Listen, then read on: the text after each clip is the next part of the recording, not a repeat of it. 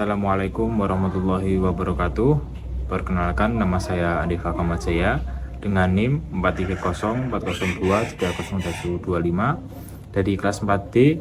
Di sini saya akan mempresentasikan hasil rangkuman pekerjaan saya untuk matkul praktikum tes bakat dan minat. Nah, di sini saya akan menjelaskan 3 materi teman-teman dan ibu guru.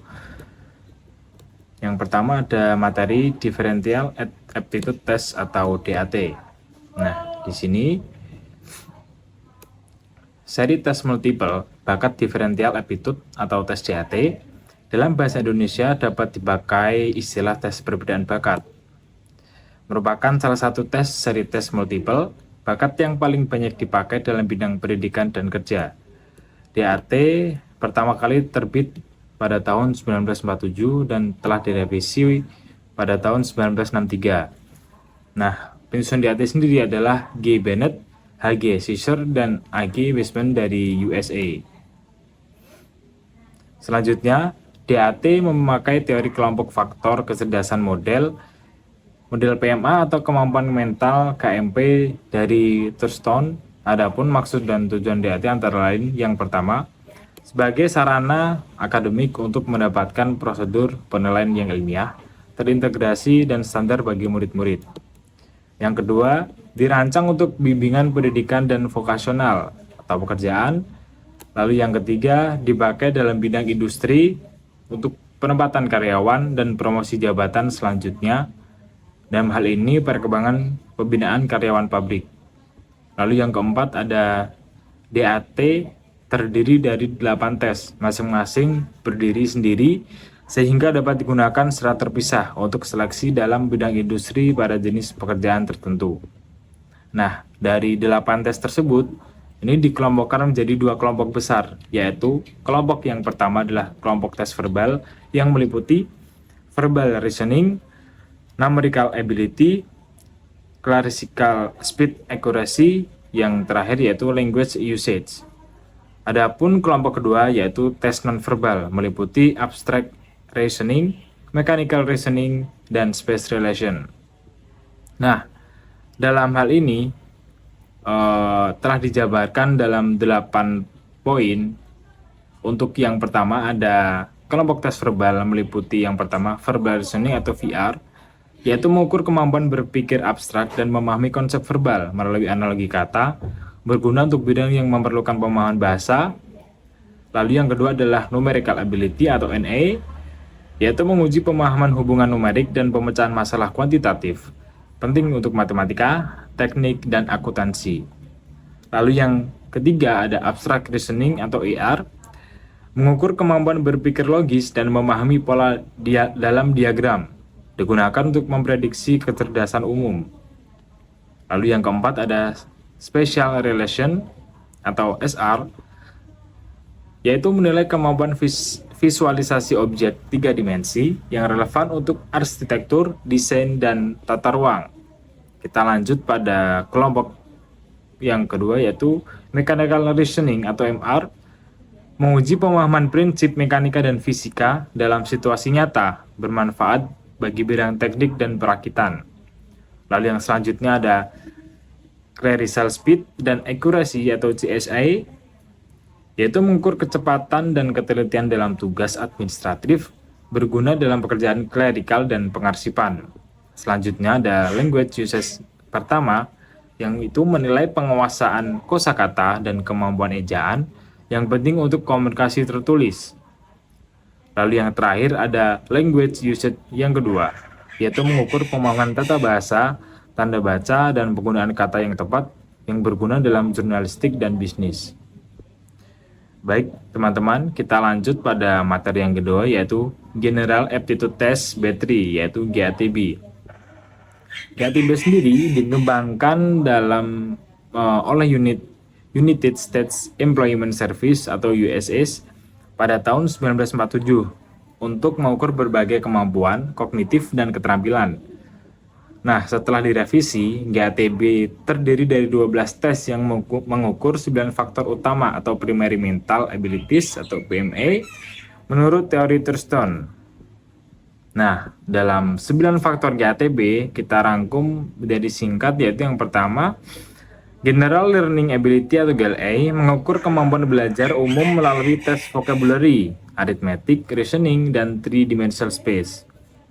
Yang pertama ada Verbal Aptitude atau FA, yaitu menguji kemampuan verbal dalam tes kosakata termasuk sinonim dan antonim. Lalu yang kedua adalah Numerical Aptitude atau NA, yaitu menilai kemampuan komputasi dan penalaran aritmatika. Lalu yang ketiga ada Special Aptitude atau SA, yaitu mengukur pemahaman objek 3 dimensi melalui representasi 2 dimensi. Lalu yang keempat ada From Perception atau FP, yaitu menilai kemampuan mengenali dan membedakan bentuk geometrik. Lalu yang kelima ada Clerical Perception atau CP, mirip dengan VP, tetapi fokus pada pengenalan pola teks dan angka yang berguna dalam tugas administratif. Lalu yang keenam ada Motor Coordination atau MC, menguji koordinasi motorik dengan tes mengikuti jejak atau memberi kode menggunakan paper atau pensil. Yang ketujuh ada Finger Dexterity, yaitu mengukur ketangkasan jari melalui tes merakit dan membongkar baut atau mur. Lalu yang kedelapan ada Manual Dexterity atau MD, yaitu menilai keterampilan tangan dalam memindahkan dan mengembalikan objek kecil pada papan atau pegboard. Nah, tes GATB ini mencakup kombinasi antara tes verbal atau paper pencil dan tes performa menggunakan alat teknis sederhana. Total waktu pengerjaan sekitar 2,5 jam dan hasilnya digunakan untuk memprediksi kesuksesan dalam berbagai bidang pekerjaan dan pendidikan.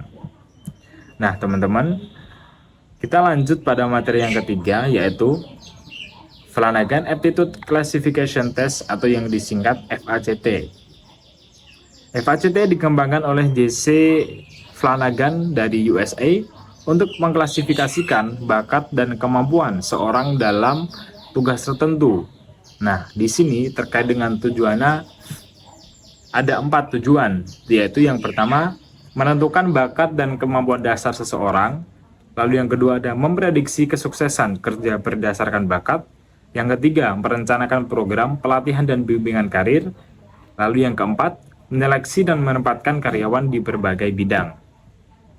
Nah, adapun membantu perencanaan pendidikan berbasis pengembangan bakat, di sini ada 14 subtes dalam FACT. Kita akan bahas satu persatu. Untuk yang pertama ada inspection atau mengukur ketajaman persepsi visual untuk mendeteksi cacat atau kekurangan pada objek.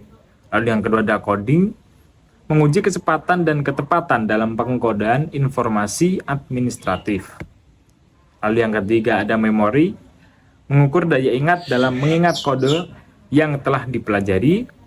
Yang keempat ada precision atau menguji keakuratan gerakan jari dan menangani objek-objek kecil. Yang kelima ada assembly, yaitu mengukur kemampuan visualisasi hubungan spasial 3D tanpa model nyata.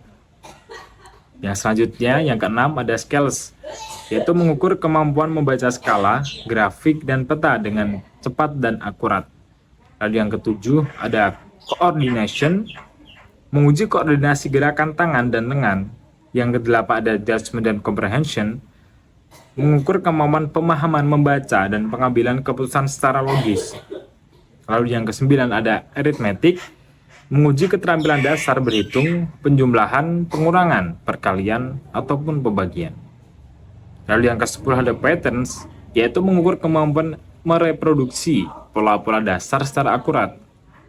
Lalu berikutnya ada components, yaitu menguji kemampuan mengidentifikasi bagian penting dari suatu komponen. Yang ke-12 ada tables, yaitu mengukur keterampilan membaca tabel dan angka dan tabel huruf. Yang ke-13 ada mekanis, yaitu mengukur pemahaman prinsip-prinsip mekanika dan analisis gerakan mekanik. Lalu yang terakhir ada expression, yaitu menguji kemampuan memahami dan menggunakan bahasa Inggris yang benar. Nah, dalam materi yang ketiga ini dapat disimpulkan bahwa FACT dirancang dengan validitas konstruksi yang menghubungkan analisis pekerjaan dengan metode pengujian berbasis unsur-unsur esensial dari tugas nyata. Tes ini membantu dalam seleksi kerja, pendidikan, dan pengembangan keterampilan teknis maupun administratif. Nah, sekian 3 materi yang saya sampaikan, semoga dapat dipahami adanya. Kurang lebihnya mohon maaf. Wassalamualaikum warahmatullahi wabarakatuh.